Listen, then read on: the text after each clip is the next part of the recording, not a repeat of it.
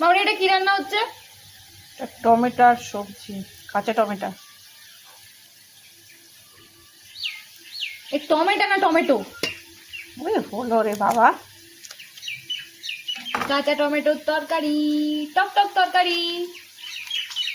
আর এখানটায় ওই তরকারির যে আলু ভাজা হয় সেটা হয়ে যাচ্ছে। এটা কালো জিরে, কালো জিরে দিয়ে দেওয়া হলো, কাঁচা লঙ্কা দেওয়া হলো, কাঁচা টমেটো ছেড়ে দেওয়া হচ্ছে। এই তরকারির টেস্ট কেমন হয় মামনি? টক টক। ইয়াম! এটাই দিয়ে আজকে এক থালা ভাত খেয়ে দেবো। এটা তাই খাওয়ার মতো।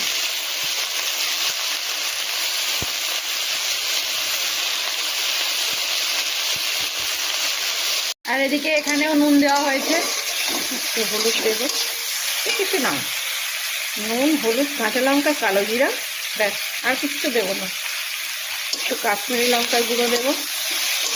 ঝাল করবে না কিন্তু বেশি। ওটা ঝাল হয় না রে বাবা, 3টে কাঁচা লঙ্কাতে কি ঝাল হবে এত কি তরকারি। এটা এবার চিনি দেওয়া হলো একটু ব্যালেন্সের জন্য।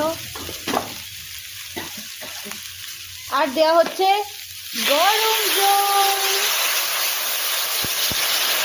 উনি সবসময় হট ওয়াটার ব্যবহার করে। বাবা কি ফুটছে দেখো না। গরম জলই ইউজ করতে হয় রান্নায়।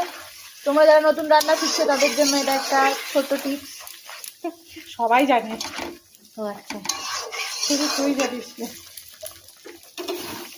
গরম জল এক করছি হয়, তারপরে চকচক তরকারি খেতে হয়।